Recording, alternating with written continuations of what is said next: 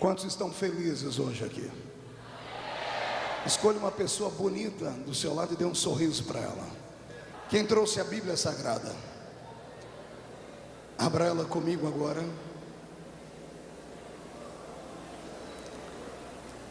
Primeira Epístola de São Paulo aos Coríntios, capítulo de número 4 e o versículo de número 9. Deus está neste lugar aqui. 1 Coríntios, capítulo 4 e o versículo 9. Quem encontrou, diga amém. Quem não encontrou, diga escola dominical. Entendeu aí, não é? Está escrito assim: porque a mim me parece que Deus nos pôs a nós, os apóstolos, em último lugar, como se fôssemos condenados à morte, porque nos tornamos espetáculo ao mundo, tanto a anjos como a homens. Nós somos loucos por causa de Cristo, e vós sábios em Cristo, e nós fracos, e vós fortes, vós nobres, e nós desprezíveis. Até a hora presente sofremos fome, e sede e nudez, e somos esbofeteados, e não temos morada certa, e nós nos afadigamos, trabalhando com as nossas próprias mãos.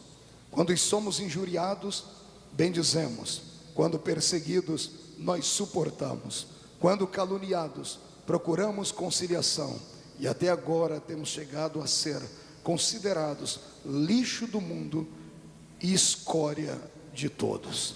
Feche a Bíblia, coloque no banco, na cadeira. Feche seus olhos e vamos orar. Pai, eu te exalto e te glorifico.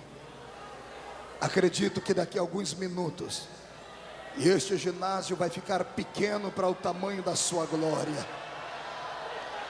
O seu povo está preparado para receber um milagre, e nós estamos preparados para ser porta-voz da sua palavra. Agora, Senhor, dá-nos paz, paciência e força para adquirirmos o nosso milagre hoje aqui, em nome de Jesus Cristo, amém? Tome o seu assento, por gentileza. Deus seja louvado para sempre e por toda a eternidade. Eu quero a sua atenção, porque hoje eu não quero atingir apenas os seus sentimentos, quero atingir o seu intelecto, quero atingir a sua inteligência. O texto que o Senhor me deu para a meditação nesta noite vai transformar a sua vida numa vida mais plena, mais alegre e mais espiritual. Algumas pessoas, quando saírem daqui, vão sair de maneira diferente.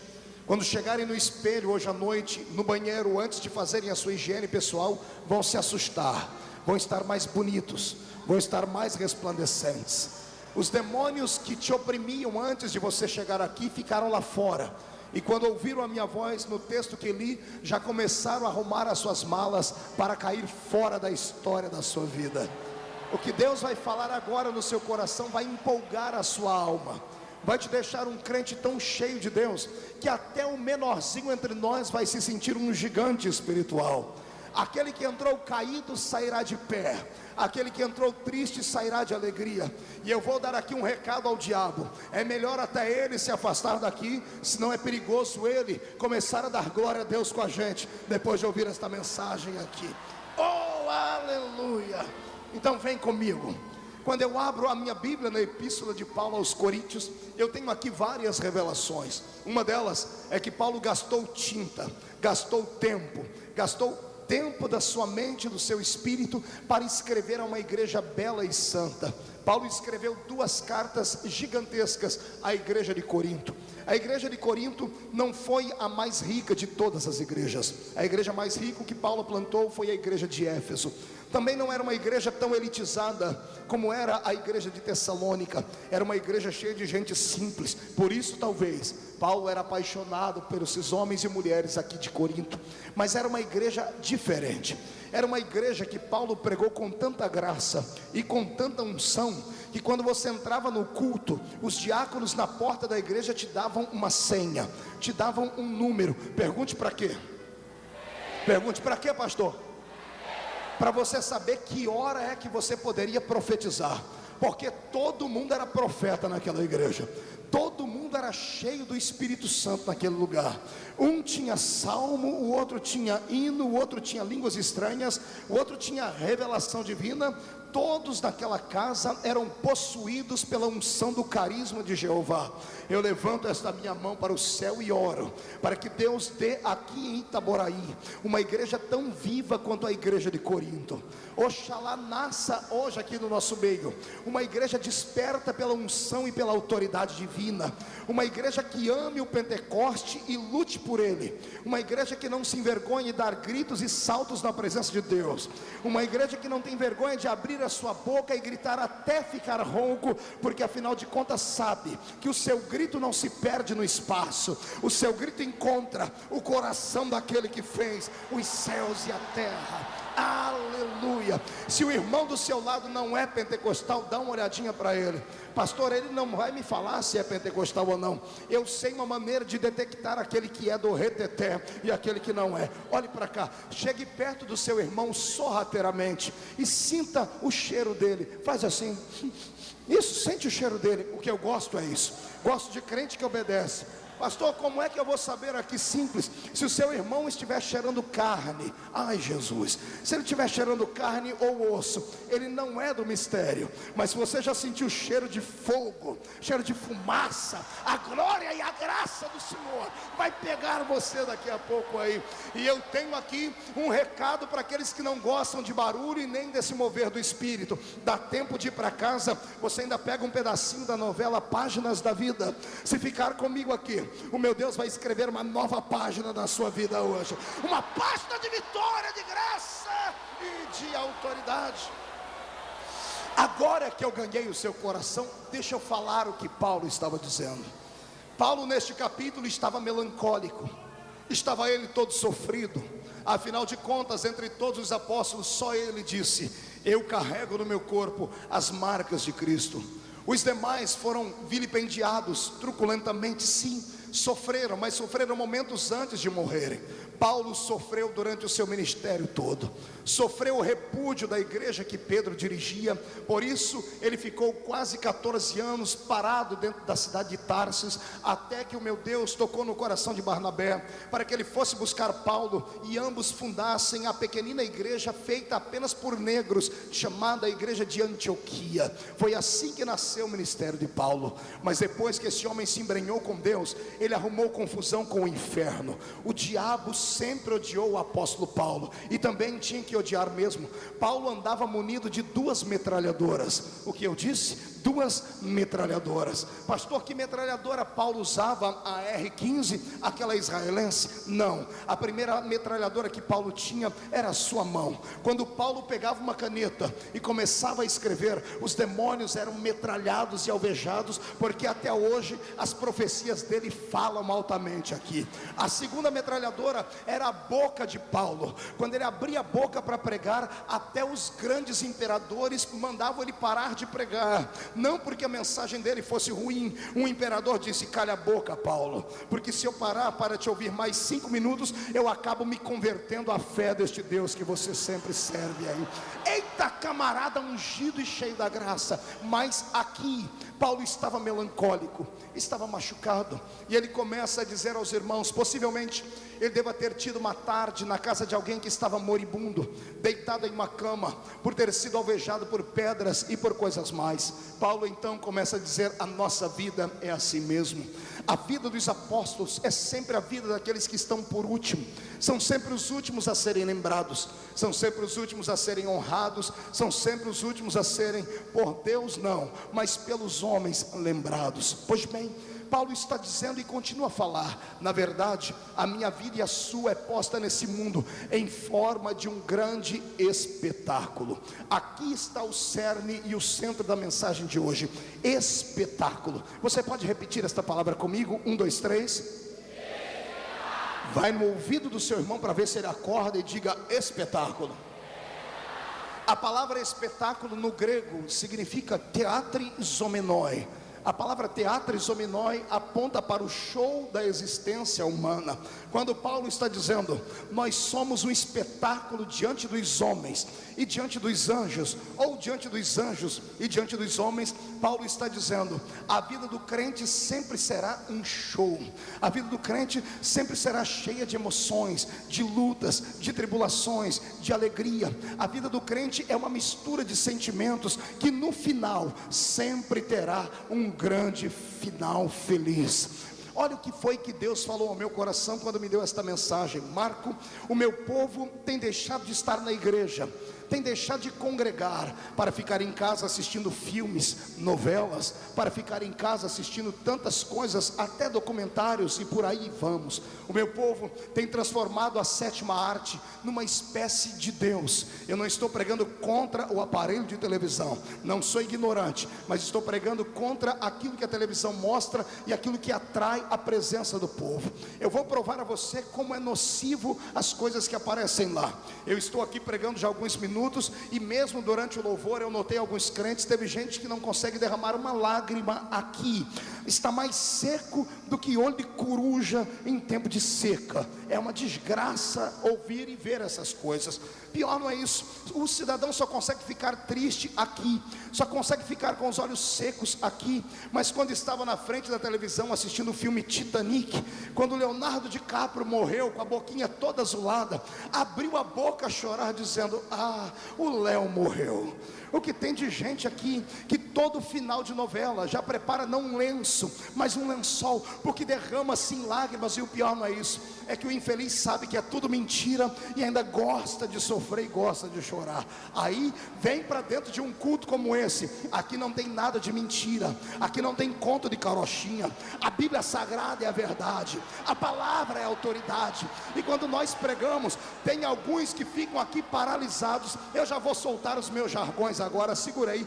Fica me olhando com uma cara de delegado de justiça, parece que foi batizado num pote de vinagre. Fica aí com essa boca travada, boca de aço, língua de ferro, queixo de concreto. Eu te desafio hoje a abrir a sua boca para adorar aquele que fez os céus e a terra.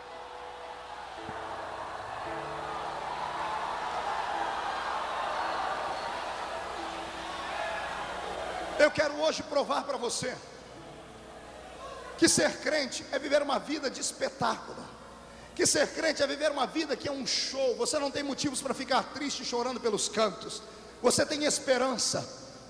Quem tem que chorar de tristeza é o ímpio, desgraçado e miserável que não tem Deus na sua vida, porque ele sofre, passa pelo vale e não tem a quem recorrer.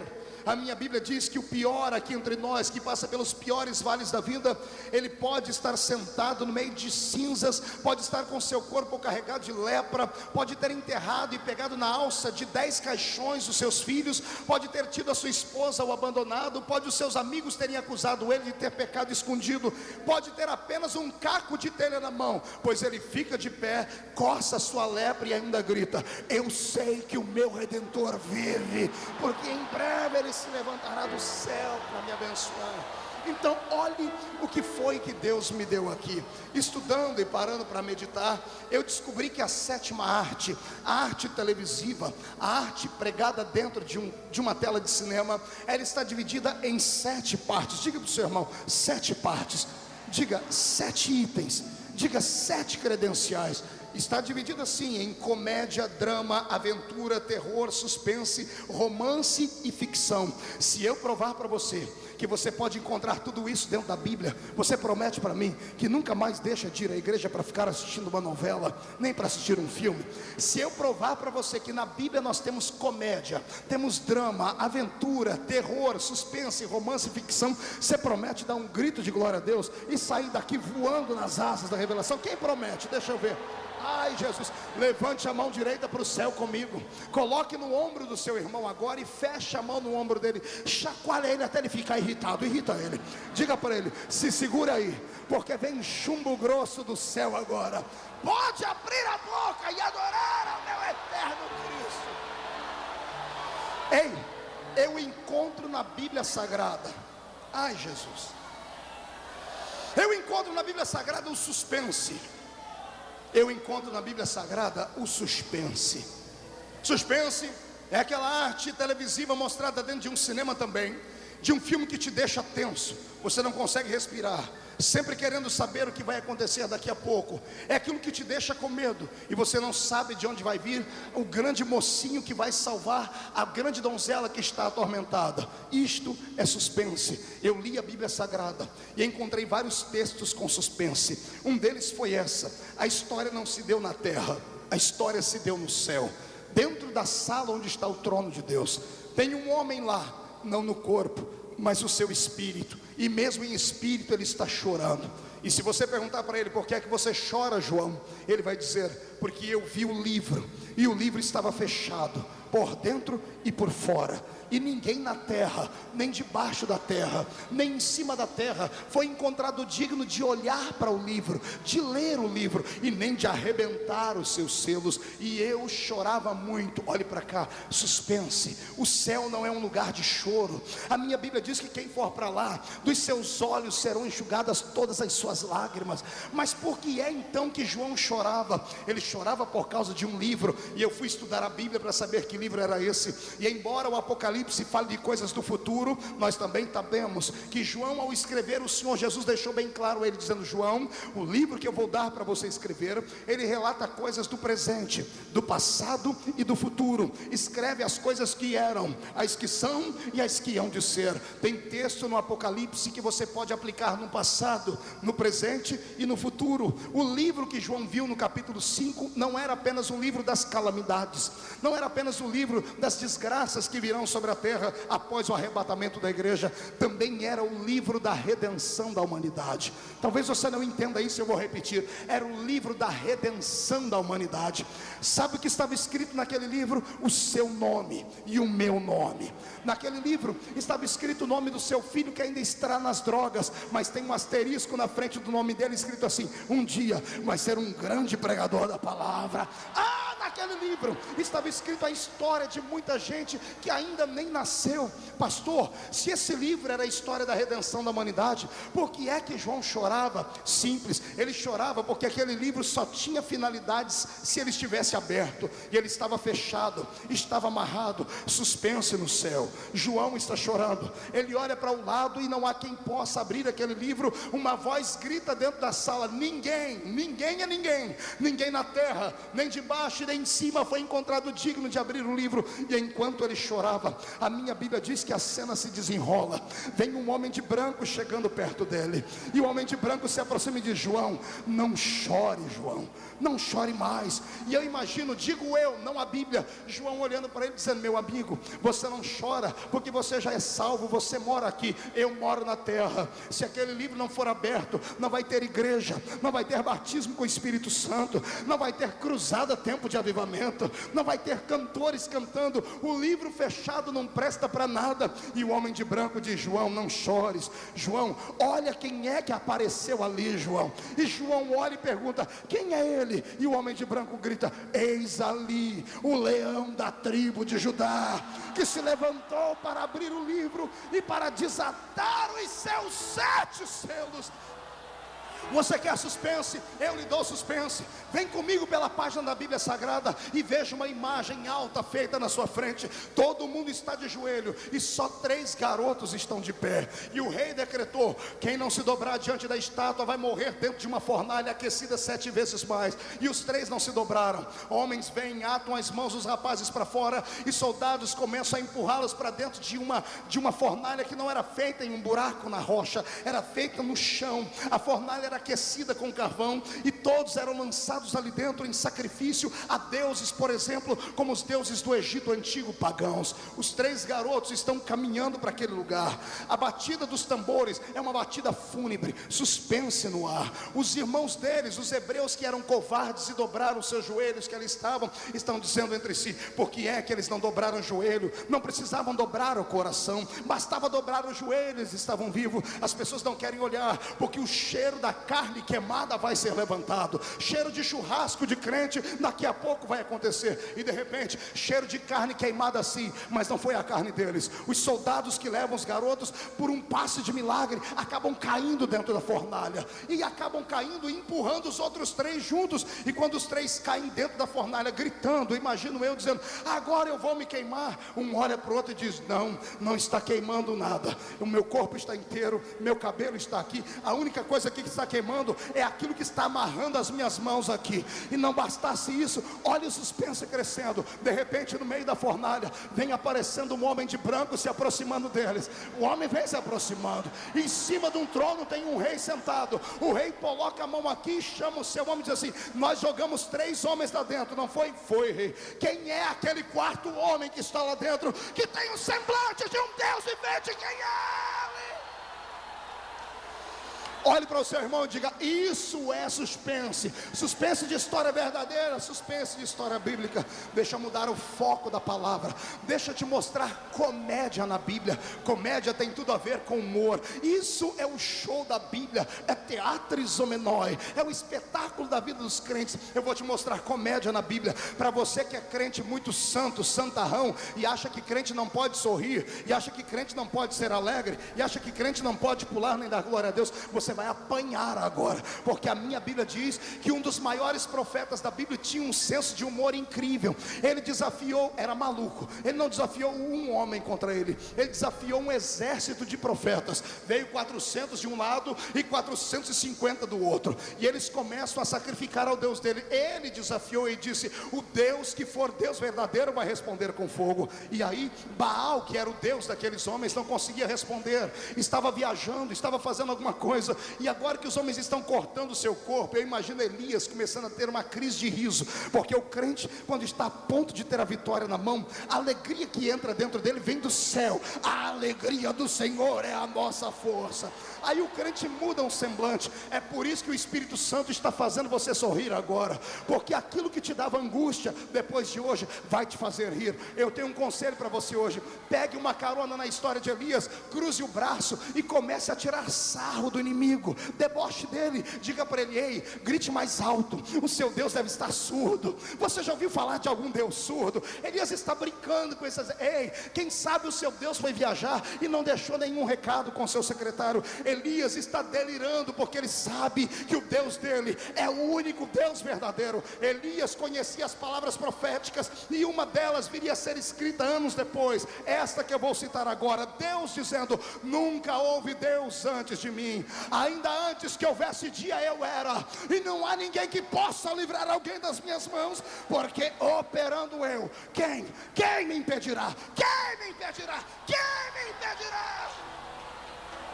Você quer rir, quer uma comédia? Eu vou te dar agora. É sempre com um profeta. Tem um profeta sentado no dorso de uma jumenta, e ele se vendeu por pouco preço, e ele está pensando, contabilizando o que vai fazer com o dinheiro que recebeu, e daqui a pouco a jumenta trava. No que a jumenta trava, ele tem um solavanco para frente e escorrega da jumenta. Ele pega um chicote e bate nela. A jumenta continua andando. Daqui a pouco a jumenta aperta ele na parede e a perna dele dói, e ele pega um chicote e espanca a jumenta de novo. Daqui a pouco a jumenta faz outra estripulia e ele bate na jumenta. Nessa hora a jumenta abre a boca e grita com ele, conversa, ei rapaz, você não está vendo o anjo que está na minha frente aqui? Ele está impedindo eu de passar. Ei, olhe para cá, antes de dar glória a Deus, use o seu intelecto, use o seu raciocínio. Não é um homem que está falando com ele, não é uma mulher, é uma jumenta. É uma jumenta que está conversando com ele. Era para ele ter tomado um susto e saído correndo dali. O pior não foi isso, o profeta ficou burro, ficou pior do que a jumenta, porque ele começou a discutir com ela. Ele diz, não discuta comigo, eu quero caminhar aqui. O profeta ficou pior do que a jumenta. O dia que eu li isso, eu dei gargalhada. Eu disse, Deus, a sua palavra é completa. Eu profetizo em nome de Jesus, que se aquele que está na sua vida não conseguir enxergar a bênção de Deus, o meu Deus vai abrir os olhos de quem você jamais imaginou, mas o milagre vai chegar na sua vida. Eu posso ouvir mais um grito de glória a Deus aí? Eu posso posso te dar mais uma cena de humor. Imagine um profeta chorando com medo agora porque um barco vai afundar, e ele diz: podem me matar. Ele está dizendo: podem me matar. A morte para ele ali, por afogamento, a morte de Jonas era muito inferior à morte que ele pensava que teria na mão dos ninivitas. Os ninivitas, eles eram capazes de arrancar os olhos dos homens, arrancar as línguas dos homens. Por isso Jonas fugiu de pregar para aquele povo. E quando ele se levanta e diz: olha, sou eu o culpado, pode me jogar no mar, ele pensou que ia morrer rápido demais. Deus olha para o céu e diz: você tem um pacto de fidelidade comigo, você não morre enquanto eu não cumprir na sua vida aquilo que eu tenho para você. E Deus olha, está no meio do mar, não tem um barco, não tem um cruzeiro, não tem um navio pirata, não tem um tambor para salvar ele. Deus então dá um grito. Eu imagino Deus dando um assovio no meio das águas, e lá vem Moby Dick, lá vem uma baleia grande, e a baleia engole Jonas, e o Senhor diz para ela: baleia, você não pode comer durante 3 dias, você não pode beber água por 3 dias, você vai ter que ficar em jejum. Por quê, pastor? Porque a baleia não é um peixe, é um mamífero, e mamífero tem estômago como a gente, o estômago tritura tudo que cai lá dentro. Se Jonas dentro do ventre dela, e ela continuasse comendo e bebendo, Jonas seria triturado. E o Senhor diz: baleia, fique 3 dias de jejum por causa do profeta, depois ele vai encontrar o caminho da pregação e vai voltar a pregar. Eu dei gargalhada por causa disso aqui, porque eu falei: quando meu Deus tem um projeto, não tem homem na terra, não tem anjo no céu, não tem demônio no inferno que pare o projeto que ele tem na vida deste cidadão. Esta palavra merece um momento de reflexão. Não fuja de Deus. Você pode fugir do seu pastor, pode fugir da sua esposa, pode fugir da sua denominação, mas dos olhos do meu Deus você jamais vai fugir. Cuidado para não passar vergonha e para não ser motivo de chacota na sua igreja, esperando que uma baleia te transporte para cá. Não desça para aquele porto, vá direto enfrentar os seus inimigos. Não seja covarde. Deus não tem pacto com frouxo. Deus usa aquele que é corajoso e poderoso no Senhor. Posso ouvir um grito de glória a Deus? Vai lá. Eu vou te mostrar a aventura na Bíblia. Quer uma aventura lá em Indiana Jones? Vem comigo, vem conhecer a história. Tem um rapazinho que está levando comida para os seus irmãos, e o rei manda chamá-lo. O rei manda chamá-lo porque o rapaz era muito atrevido e diz: eu vou acabar com aquele gigante que está ali. E o rei, dando risadas por ver o tamanho do rapaz, que era um tampinha, era baixinho. Isso aqui vale uma palavra de revelação. Quantos baixinhos eu tenho aqui? Quantos pequeninos eu tenho aqui? Eu cansei das pessoas me chamarem de baixinho. Eu estava quase com trauma. Estava quase, porque todo mundo que me enxerga diz assim: nossa, o senhor é o pastor Marco. A gente ouve a sua voz, parece uma voz de leão. Quando chega perto do senhor, o senhor é menor do que no vídeo. Isso quase me deu um trauma. E um dia orando, eu recebi, não sei se foi uma revelação ou se foi uma reveladura, mas acalmou meu coração. Eu descobri que no céu o Senhor ama os baixinhos e os anjos também. E vou explicar por quê. Na hora de derramar unção, na hora de derramar aquele fogo e aquela glória na igreja, os anjos preferem os baixinhos, porque enche mais rápido e transborda com mais facilidade. Ah, pastor, e eu que sou altinho? Fica tranquilo, hoje nem que um anjo tenha que dar 2 viagens, ele vai deixar você transbordando aqui neste lugar. Quem pode dar um grito de glória? Vai lá. Onde está a aventura, pastor? Está aqui. Pense num garoto pequenino e o rei dizendo para ele: qual é o seu currículo? Como é que eu vou te aceitar como soldado? Que exército você já enfrentou? Ele coça a cabeça e diz: olha, eu já enfrentei um urso e um leão. E todo mundo na sala para ver: como é? Eu enfrentei um urso e um leão. E o que você fez com eles? Eu rasguei eles no meio. Todo mundo se entreolha e diz assim: esse rapaz, com essas mãos pequeninas? E imagino Davi dizendo: não fui bem eu, mas aquele que está lá em cima, que me deu a autoridade para destruir. Quando criança eu cresci vendo heróis, e crescendo vendo os heróis eu sofri demais, porque quando garoto não tinha dinheiro para comprar brinquedo, no fundo da minha casa tinha uma goiabeira. Alguém conhece goiabeira aqui? Quem conhece goiabeira aqui? Toda vez que eu vejo uma goiabeira me dá angústia. Pense num garoto que gostava de aventura, pastor Marco Feliciano. Sendo pobre de marré, um dia subi em cima da goiabeira com 2 amigos, o Tom e o Jerry. Não são o gatinho e o ratinho do Cartoon Network, não. O Tom é porque o nome dele era Everton, e o Jerry é porque a mãe era apaixonada por um cantor da velha, jovem, média guarda. Jerry sabe tudo, hein, irmã? Jair Adriano.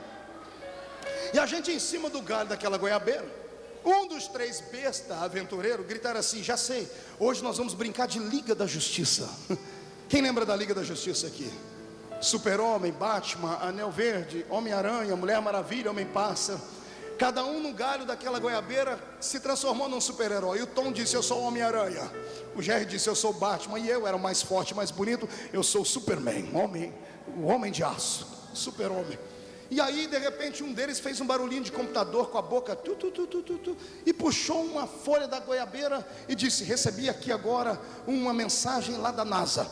A NASA está dizendo que o sol está se apagando e só os super amigos podem defendê-los. Amados, um olhou para o outro e disse assim: olha, a gente só consegue ir se for nessa espaçonave aqui. Transformamos a goiabeira numa espaçonave. Não brinque com mente de criança aventureira. E de repente um dos bestas, porque só besta para fazer isso, chacoalhou aquela goiabeira que a gente quase caiu lá de cima.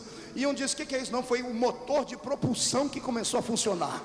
E quando a gente ia passando, um entortava a goiabeira para cá. Eu disse: que é isso? Estamos desviando dos cometas, estamos passando pela Lua, estamos passando por Plutão, por Netuno. A gente já estava chegando lá perto do Sol, quando um dos 3 malucos começaram a chacoalhar a goiabeira de mais grande. Estamos com um problema, o Sol está derretendo toda a armadura da nossa espaçonave. Um olhou para o outro e disse assim: o Homem-Aranha, eu só funciono se for em Nova York, só se tiver prédio para eu soltar minha teia. O Batman disse: meu cinto de utilidade não funciona no espaço. Os dois olharam para mim e disseram: Super-Homem, só você pode nos salvar. Eu me senti naquele dia a última bolachinha do saquinho. Eu me senti a bala que matou John Kennedy naquele dia. Me senti importante. Eu fiquei em pé em cima daquela goiabeira, levantei as 2 mãos para cima e gritei: para o alto e avante. E pulei. Ri da desgraça dos outros. Você ri porque não foi você que quebrou os seus 2 braços. Foi a semana inteira andando com os braços engessados na rua e todo mundo dizendo: lá vai o super-homem, lá vai o super-homem. Isso é aventura, aventura bíblica, na qual nós podemos muito bem entendermos de história e transformarmos as nossas em histórias também. Quer uma aventura bíblica? Eu te dou Gideão, com uma multidão de exército com ele: Senhor, agora eu vou vencer o inimigo. E o Senhor disse: não é muita gente. Deus foi fazendo estágios, Deus foi provando. Terminou Gideão com 300 homens. E os 300 olham para eles aí: e agora, Gideão, o que nós vamos fazer? O Senhor disse para cercar o exército inimigo, e Gideão cercou o exército inimigo. E agora cada um deles, o Senhor disse: vocês não vão usar espadas, vocês não vão usar arco nem flecha. Eu troco agora toda a armadura e troco todos os equipamentos de guerra de vocês. E o Senhor falou: Gideão, pegue para o seu pessoal pegar aí um cântaro vazio com fogo e uma buzina nas mãos. Quando eu der o sinal do céu, Gideão, você vai tocar a trombeta. Vão pegar o vaso e vão quebrar no chão, e o fogo que está dentro dele vai aparecer. Quando isto aconteceu à meia-noite, o exército inteiro inimigo se curvou diante do Deus de Israel através da morte. Eles mesmos se mataram, e os 300 guerreiros de Gideão saíram vitoriosos dali. Esta palavra é profética. Eu senti um arrepio aqui na minha coluna. Quando a minha coluna arrepia, é porque o meu Deus vai começar a trabalhar de uma maneira nova. Eu vou profetizar, levante a sua mão. Eu profetizo em nome de Jesus, que por menor que seja a sua família, e que por maior que seja a luta que vocês estão passando, o Senhor manda dizer que hoje Ele troca as suas armas. Ele vai colocar uma buzina na sua boca. Os gritos de glória a Deus e aleluia vão fazer o diabo sair correndo. Ele vai pegar o fogo do Espírito e vai queimar dentro do seu coração. E o vaso quebrado é o seu próprio corpo se derretendo na presença de Deus através das suas lágrimas. Em nome de Jesus, recebe a unção para que os seus inimigos beijem a lona. Quem pode fechar a mão, depositar no peito e dar um salto para cima num belo grito de glória, faça.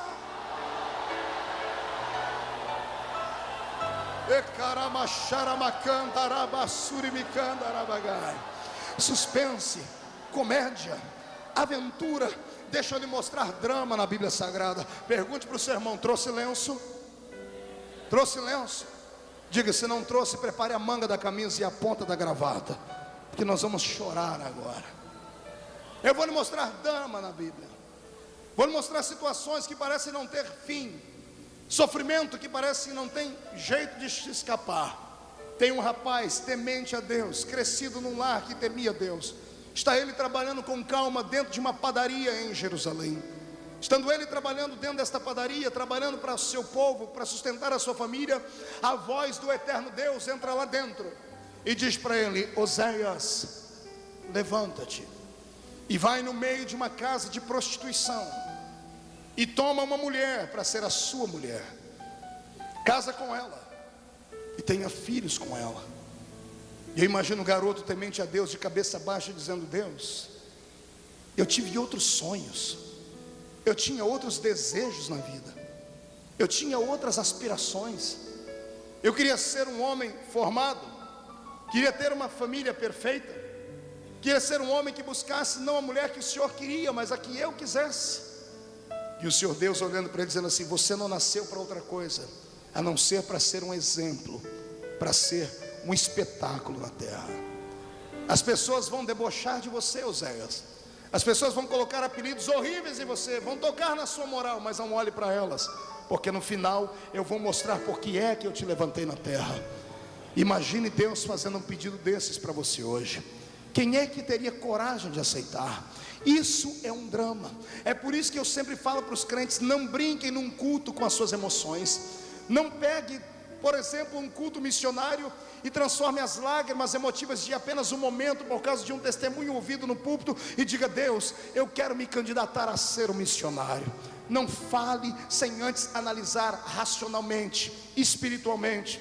Não peça alguma coisa para Deus sem depois saber a consequência que isto vai dar. Um dia desse eu recebi um e-mail, aliás, recebo sempre esses meus e-mails dos garotos dizendo: pastor, como é que eu faço para ser como o senhor? Eu queria ter o ministério que o senhor tem. Quantas pessoas, quando termina uma reunião como essa, se aproximam e dizem: pastor, eu quero porção dobrada do Espírito que está em ti. Quantas vezes eu orei pedindo para Deus fazer isso, até que um dia Deus falou comigo, disse: filho, diga a essas pessoas que querem o dobro da unção que eu te dei, que eles também terão o dobro de luta que eu dei a eles. Há um preço a ser pago. Não brinque com a fé, não brinque com a sua emoção, porque o peso que está sobre os ombros de quem tem chamada não é para qualquer um, é só para aquele que aguenta o tranco. Você está entendendo? Quando você se dedica à obra de Deus, você não pode ficar escolhendo. É claro que eu tenho um monte de amigos, pastor Val, que dizem assim: eu tenho uma chamada missionária, para ser missionário no centro de Nova York, numa igreja com 3.000 membros, estar ali com o meu carro grande para andar. É claro que isso é uma chamada missionária que qualquer um gostaria de ter. Agora eu quero saber quem é que está disposto a se colocar na presença de Deus e falar: Senhor, faça o que o Senhor quiser fazer com a minha vida. Eu estou aqui. Então, em nome de Jesus, cuidado com o que você pede. É por isso que você está sofrendo agora. É por isso que tem gente que não dorme à noite, porque veio no culto e se entregou. E vou lhe dizer uma coisa: Deus não leva nada em brincadeira.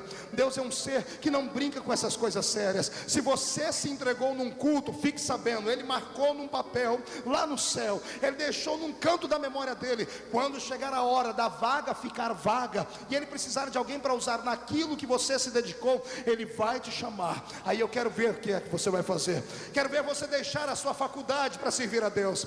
Quero ver você deixar o seu trabalho, onde você ganha muito bem, para ser um missionário. Por bem, não brinque com Deus, não brinque de ser crente. Agora, se você tem uma chamada divina, se prepare e não tenha medo, porque o Deus que chama, Ele cuida. O Deus que vocaciona, Ele abre a porta. É claro que, como Paulo disse, somos os últimos. Como Paulo disse, a gente chora, a gente traz no corpo as cicatrizes, mas tem coisas na nossa vida que ninguém nunca mais poderá roubar. Um momento como esse aqui agora é um momento que qualquer pessoa gostaria de ter. Quantos aqui não gostariam de pegar um microfone como esse que eu estou pregando e usar a eloquência como eu estou usando, a sabedoria como Deus me deu, e mais, essa unção que é inexplicável, que faz o irmão aqui chorar, o outro ali rir, o outro lá atrás dar um grito para cima em um salto. Este momento é impagável. Neste momento é o único momento onde o pastor, o profeta, o pregador, ele está pleno de Deus. Quando termina isso aqui, quando eu vou para dentro de um quarto de hotel sozinho,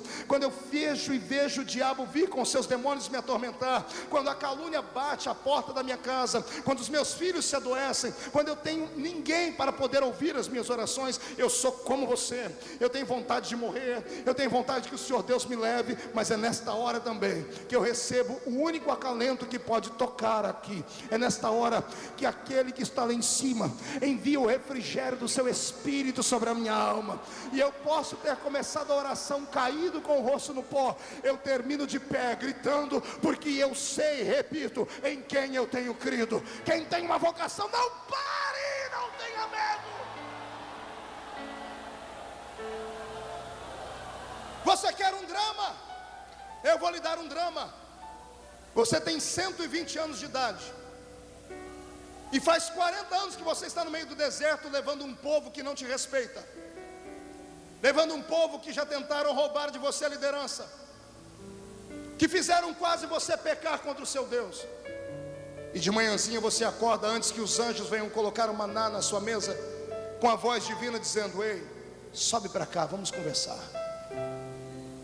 E você com 120 anos sobe no morro, e lá em cima Deus começa a conversar com você: vai tudo bem? E você dizendo: vai tudo bem. E o Senhor dizendo: olha para frente, o que é que você vê? E você olha e diz assim: Senhor, eu vejo uma terra bonita, uma terra saudável, vejo frutos, flores, jardins, colinas, lagos, ribeiros, animais. E o Senhor dizendo: gostou da terra? E você: gostei, Senhor. E o Senhor diz para você: é o troféu que você espera receber há 40 anos. É a terra que eu prometi.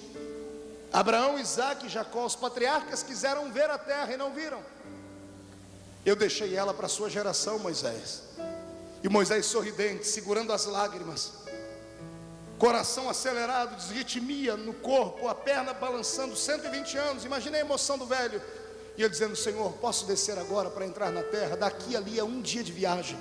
Eu vou preparar o povo, vou colocar as crianças com roupas brancas, vou pedir para os sacerdotes polirem as suas trombetas, os soldados levantarem as suas espadas. Pai, posso descer? E Deus olhar para você e dizer assim: não. Como é, Senhor? Não vai descer. Mas, Senhor, nem mais nem menos, Moisés, vai ver com os olhos e não vai experimentar. Moisés: sim, Senhor. Morre. E o meu Deus dando um tiro com o seu dedo no peito dele, pá! E morre sozinho. Um homem que viveu a vida inteira no meio de multidões, que passou a infância nas festas dos grandes palácios de Faraó, que passou a sua vida operando milagres. No fim da vida está sozinho no meio de um monte, ele e Deus. Deixa eu falar para o grupo da terceira idade que está me ouvindo aqui. Um grupo tão desprezado no meio da igreja, um grupo que ajudou a plantar a igreja que está viva agora. Mulheres que gastaram os seus joelhos, a sua saúde, a sua beleza nas orações, nos montes, na consagração. Homens que passaram dias, gastaram muitos dias com as solas dos seus pés inchados, evangelizando, e agora no fim dos seus dias são desmerecidos, sozinhos. Sabe Deus onde é que esta fita vai chegar agora para alguém que está deitado numa cama esperando a morte chegar, sozinho? Eu tenho uma palavra de Deus para você: não desanime. Deus não é injusto. Pastor, mas parece que é. Por que Ele me deixou sozinho agora? Porque os homens não podiam fazer nada por você, Ele sim. Pastor, mas é o meu sonho, e o sonho não acontece. Calma, vai acontecer. Não do seu jeito, mas do jeito que Ele queria que acontecesse. Pastor, mas a história não termina assim. É claro que não. A Bíblia diz que o corpo de Moisés desapareceu. Quanto tempo Moisés ficou morto? Ninguém pode responder. Eu tenho meu pensamento.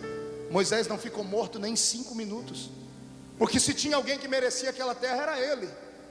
Ele comeu o pão que os crentes amassaram. É pior do que o pão que o diabo amassa. Ele enfrentou tudo, e se alguém tinha que entrar naquela terra, era ele. Mas e se Deus resolveu fazer ele entrar por outra porta? Entenda os pensamentos de Deus. Deus às vezes fecha uma porta aqui, porque Ele quer abrir uma outra porta maior de lá.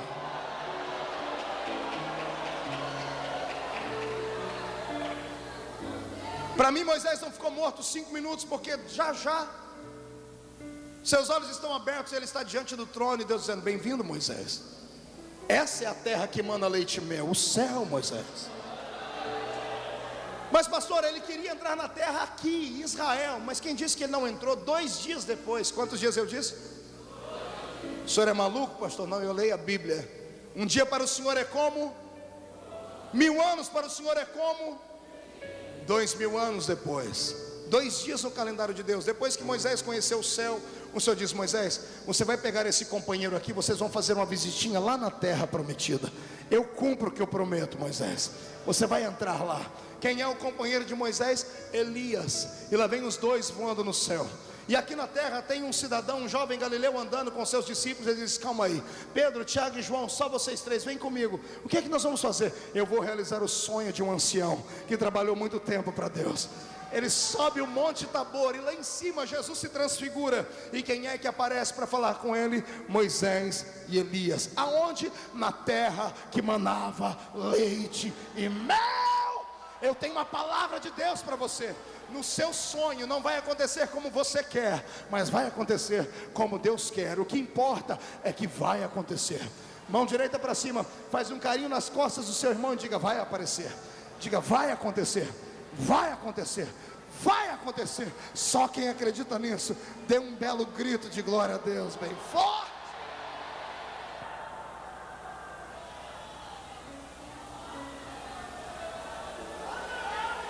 Quer drama?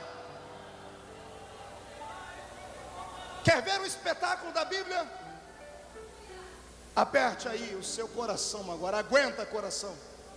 Vem comigo. 2000 anos atrás terminou um julgamento.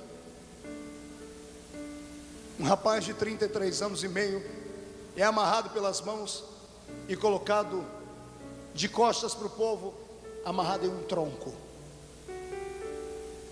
Pior do que as dores que ele sentiria foi a vergonha de ter ficado seminu. Arrancaram as roupas do corpo dele. Um soldado está com um chicote nas mãos, com 12 tiras nesse chicote. Cada tira tem um pedaço de osso e limalha de ferro. Chamava-se Azorrague. Esse homem levanta o chicote para cima e desfere o primeiro golpe nas costas desse rapaz. O sangue estava frio. Osso com ferro cravado na carne. A pele se racha e quebra e rasga. A dor atinge o cérebro e o corpo inteiro treme. Ele, se fosse comum, ia dar um grito, porque o grito alivia a dor por alguns milésimos de segundo. Por isso que todo mundo grita quando sente dor. É o corpo lutando contra o sentimento. Mas nem isso ele podia fazer. Ele morde o canto da boca dele e em silêncio suporta como uma ovelha muda. Detalhe: esse foi o primeiro chicote. Vinha pela frente mais 38 chibatadas como essa. No final das chibatadas ele não está mais em pé, ele está pendurado com as mãos. Não tem agora 12 cortes no corpo, são mais de 460 cortes. Não apenas as costas, mas o seu peito, na sua barriga, no seu pescoço, na sua orelha, nas suas pernas. E ele agora não está fazendo barulho porque está desmaiado. Seu sangue está vertendo. Alguém pega ele e enrola num pano, pensando fazer o bem, fazem o mal. Jogam ele num calabouço. Aquele que mandou dar a chicotada vai para casa, tenta comer, só mexe o prato e não consegue comer. A mulher chega para fazer uma massagem no seu ombro e diz para ele: Pilatos, por que você está tenso? E ele diz: Cláudia, eu nunca vi o que eu vi agora. Botei um galileu ali no tronco, porque querem matá-lo, e eu deixei que apenas o carrasco deitasse sobre o corpo dele, os chicotes. Ele não abriu a boca dele para falar nada, foi até desmaiar. E a mulher dele diz: eu não me intrometo nos seus assuntos, mas essa noite eu sofri por causa desse homem. Alguém do céu gritou no meu ouvido dizendo: ele é justo.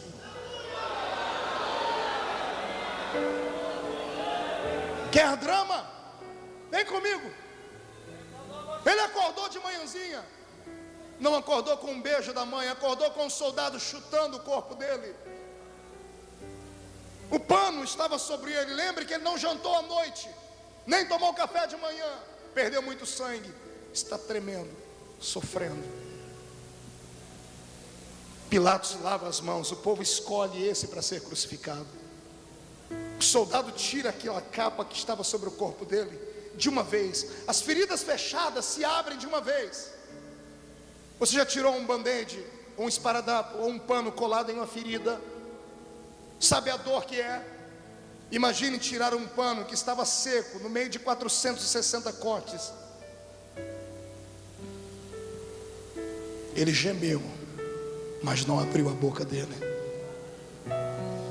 Por quê, pastor? Por sua causa,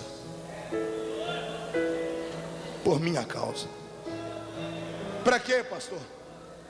Para a gente poder sorrir aqui hoje, gritar, cantar e adorar.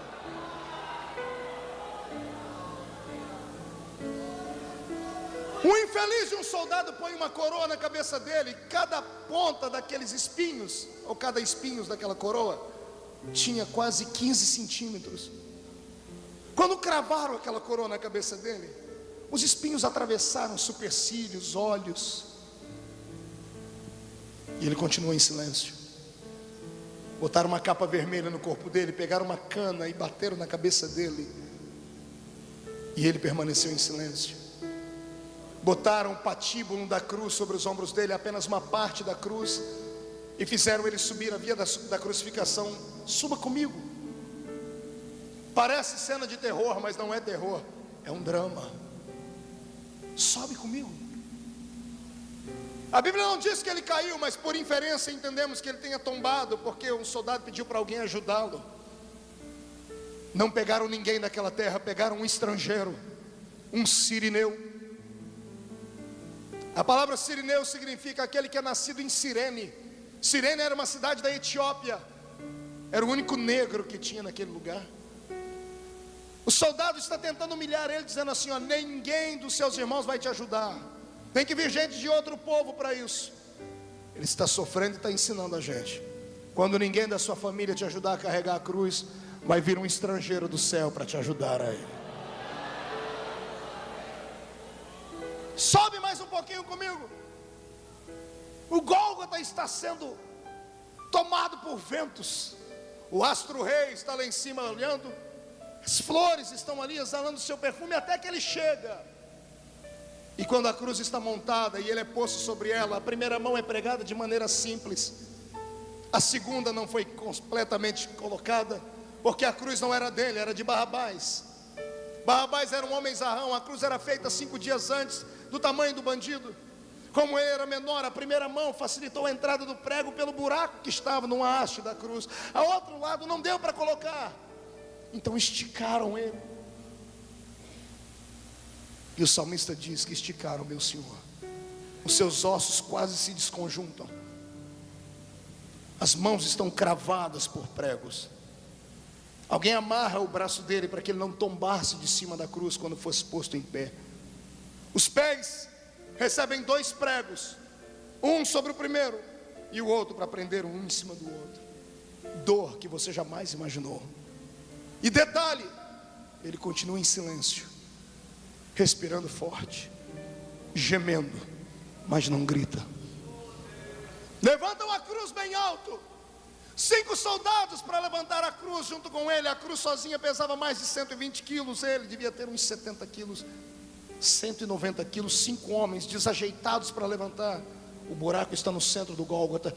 Quando soltam a cruz naquele buraco, o peso dele vem abaixo e à frente. A sua mão se rasga, não cai por causa da corda que está amarrando. Seu corpo vem para frente. Os ossos dos seus omoplatas se apertam e apertam seu pulmão, e ele não consegue respirar. E ele era Deus, sabia que Deus não recebia sacrifício de carne sufocada. Ele arruma força no prego e no outro, arruma força nos pés, uma força descomunal, e puxa o seu corpo para trás. E quando o seu corpo encosta atrás, as feridas estão abertas e sangrando. A cruz não era lavrada, cheia de farpas entram dentro das suas costas, e ele não abra sua boca. O tétano começa a fazer com que o seu corpo tenha cãibra, e ele não abre a sua boca. Ele grita, tenho sede, alguém pega vinagre e põe na boca dele, e ele não abre a sua boca. Os mosquitos estão voando ao redor dele, sentando nos seus olhos, e ele nem força para tirá-los tem. Ele olha para o céu, como um homem ele vê nuvens, até que o lado divino dele olha e ele vê um trono, e o Pai está de pé. E quando ele vai sorrir, o Pai fica de costas, e ele diz, Eloi, Eloi, lama sabachthani.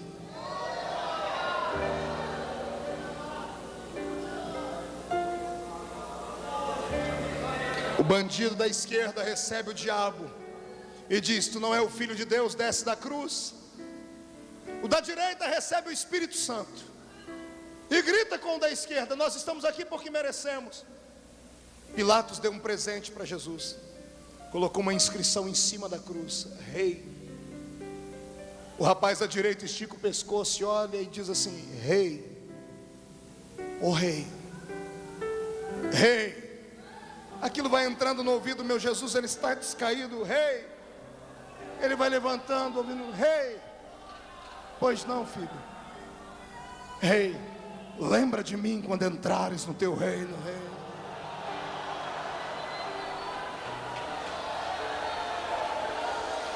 Rama Sharanagasuria Rabakala Nagahai.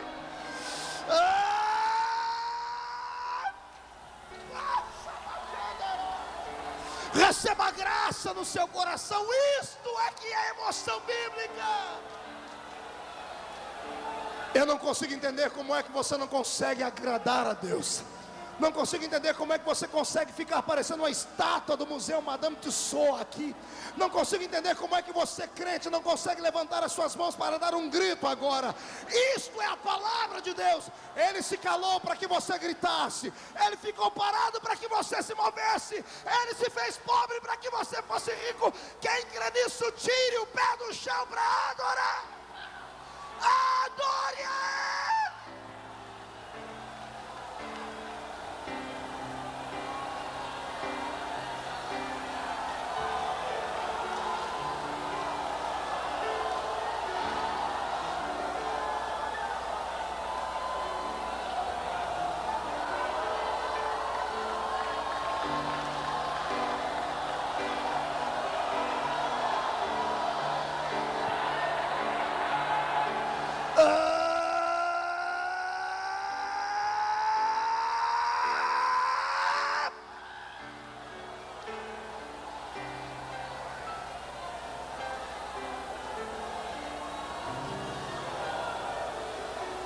A minha vida é um show, como a sua também é. Vida de crente é assim, ao lado de Jesus de Nazaré. Quem tem entendimento pode começar a adorar, mas quem não tem, então comece a chorar. Se você percebe a presença dele aqui, erga a mão para o céu e dê glória a Deus. Vai dizendo para a tristeza e para os demônios assim, ei, goodbye a Deus. Se você quer ser alguém abençoado, espere que você vai ser. Deus marcou a noite deste dia aqui para derramar do seu poder. Se você acredita nisso, meu irmão, feche os olhos, comece a glorificar a Deus e receba do céu uma poderosa unção. Isto aqui não é uma missa, isto aqui é um culto pentecostal, adoração ao Rei dos Reis.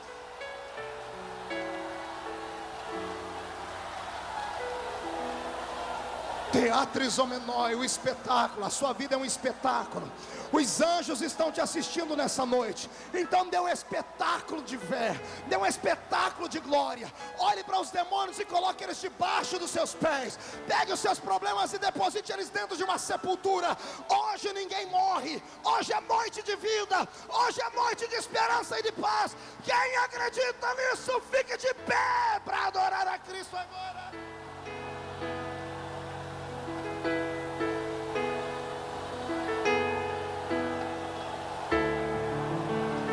Suspense, drama, comédia, aventura. Pegue na mão do seu irmão.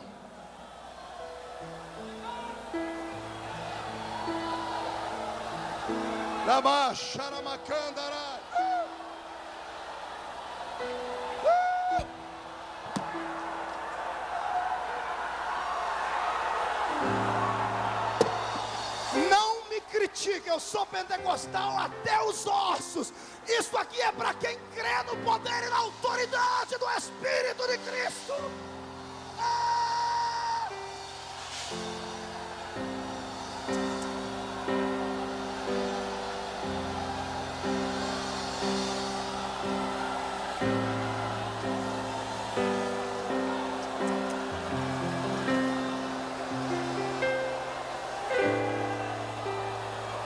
Terror.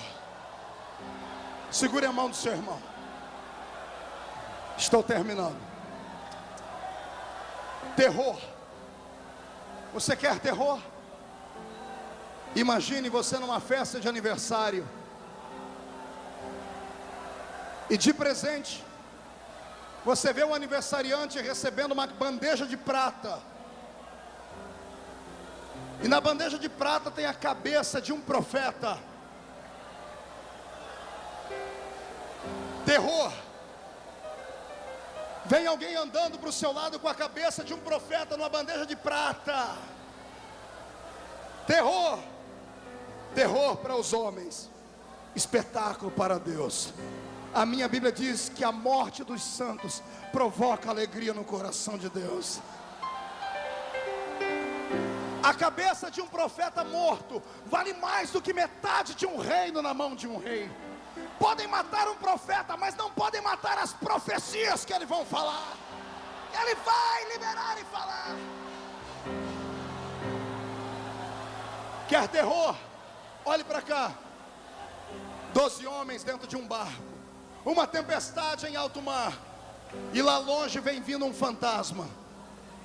Eles pensavam que era um fantasma. Os 12 se ajudam e dizem assim: um fantasma, noite de terror. E de repente do meio do fantasma e do mar, o fantasma grita: não sou um fantasma, sou eu. Sou eu. E um deles diz assim: se és tu, Senhor, manda eu subir nas águas. Ele diz: vem. E o rapaz dá um salto no meio do mar, começa a andar em cima das águas e diz: ele. Não é noite de terror, é noite de festa, é noite de milagre.